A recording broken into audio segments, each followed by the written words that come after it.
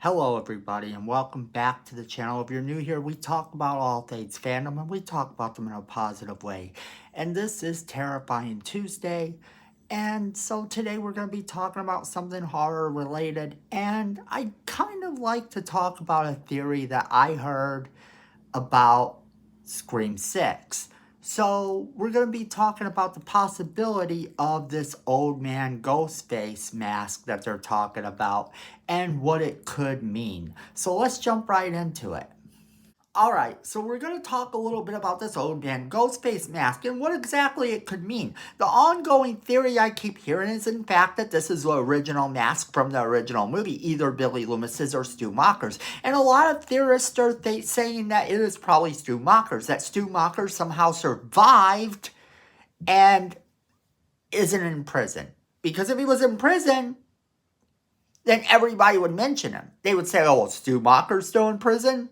Oh, well, then this can't be him. This is a brand new killer right here, people. But it would always come up. It would always come up if that was the case. And that's the thing. It don't come up. In fact, here's the other thing about that. Very seldom did Stu Macher even mentioned as one of the killers. You ever notice that the main killer is always mentioned in the Scream movies and in the sequels? We all know their names. We all know what they did. But the secondary ones, the one they intended to frame or whatever, is secondary, never gets any sort of credit. Well, Stu Macher is the original in that regard. He was Billy Loomis's patsy. He basically was going to take the fall. That was the plan. And, for that reason, he would want this credit. And the thing is, how would he fake his own death? Well, he didn't. His parents are rich. His parents are rich. The sheriff was crooked. The sheriff said, okay, you bribe me, I'll send him off. We'll pretend like this never happened. We'll take one of the bodies from the burnt car on the side of the road, and we'll say that that's Stu Macher. And everyone will believe it because we said it. And that's the thing. So Stu Macher's been dead this entire time, only alive, and living this whole new life. The house remained unpurchased for a long time because of the bad vibes, and then Amber came along, got on this little Reddit post, this little internet post, and found her co-conspirator just the way Billy Loomis's mom found hers. And it works out very perfect. Meanwhile, could Stu Macher have been running this entire thing? That's a possibility too. So Stu Macher runs this entire thing. He waits and watches. Meanwhile, a couple different things start to happen. Number one, Roman does his thing and Stu has nothing at all to do with that. And then, of course, Sydney's niece flips out because everything's about Sydney, right? And so when that happens, that kind of, he's sitting there thinking, yeah, okay, I'm going to let that be. In the meantime, more people are finding these blogs, these posts, these Reddit posts and stuff, finding them, doing what they do, meeting people on these little sites having to do with the Woodsboro murders. And we get to see this start to happen. Amber is infatuated with Stu Macher. She's infatuated with him because she lives in his house. And who actually wouldn't be if you think about it?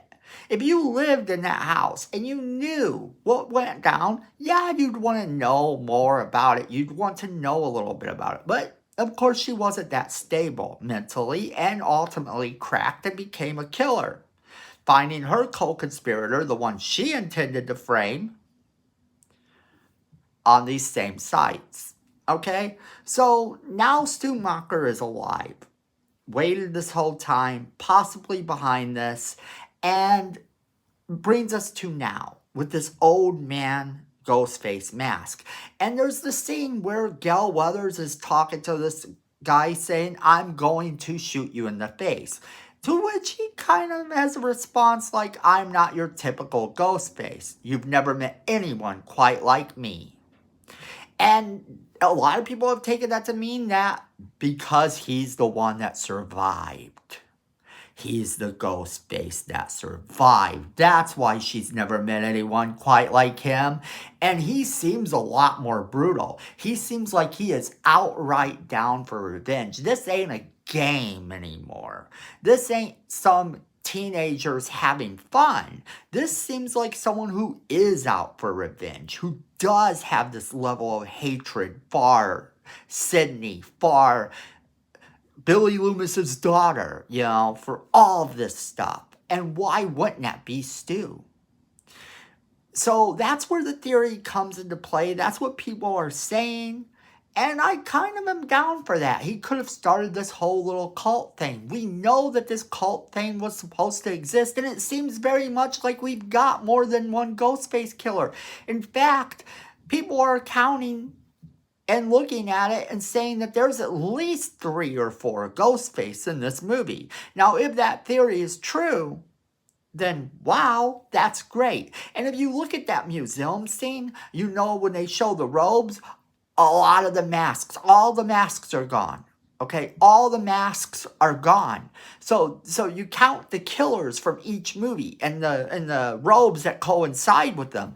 And then you figure out that if there's that many masks missing, could there be that many killers? And now that justifies there being a little bit of a cult going on, a little bit of a plot for revenge.